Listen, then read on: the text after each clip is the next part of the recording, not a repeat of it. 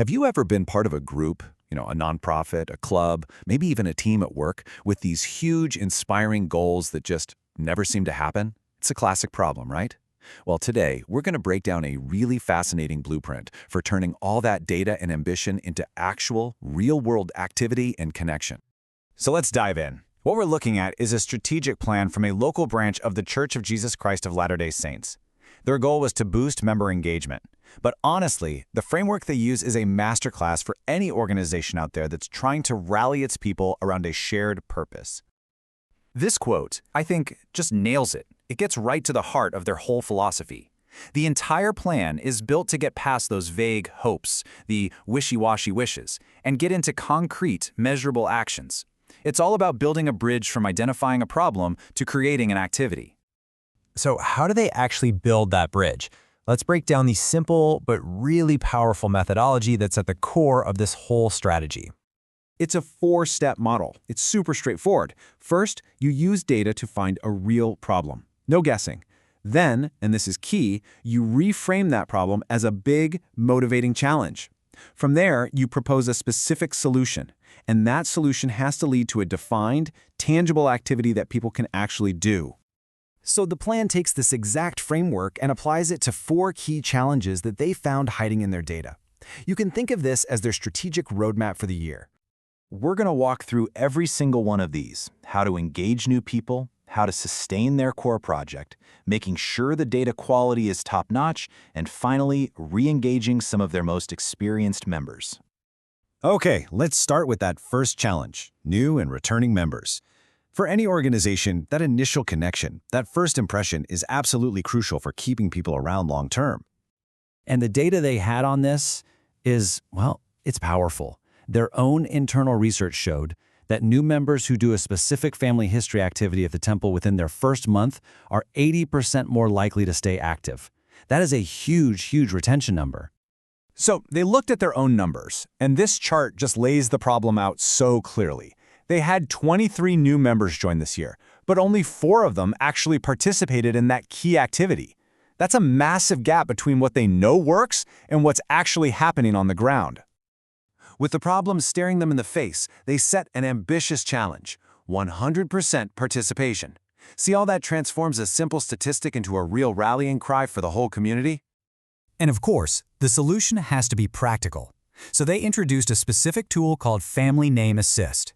It's designed to just remove all the friction from the process, helping leaders easily guide new members to find an ancestor's name and complete that critical first activity.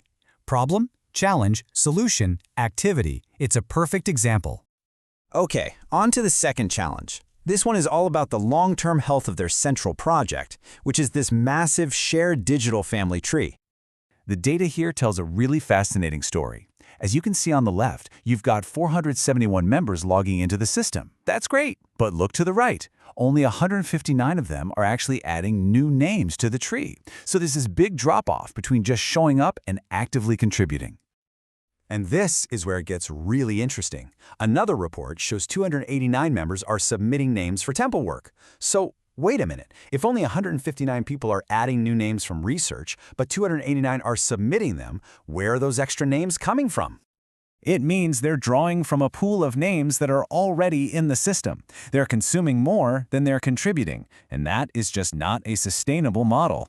Eventually, the well of available names for their work is gonna run dry. So they set a really clear, data-driven challenge. Let's increase the percentage of members who both submit and add names from where it is now, 55%, to over 70%.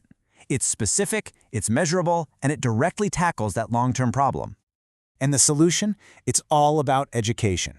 They figured, hey, maybe people just don't have the skills to find new information. So the activity is a series of 12 short, targeted training classes in small groups, giving members the research skills they need to start contributing again. Okay, now let's dig into the third challenge, which is all about ensuring the quality of the work being done. You might think your most experienced members are the most engaged, but the data here revealed some pretty surprising opportunities. Take a look at this. The group has 474 Temple Recommend holders. These are members who are fully active.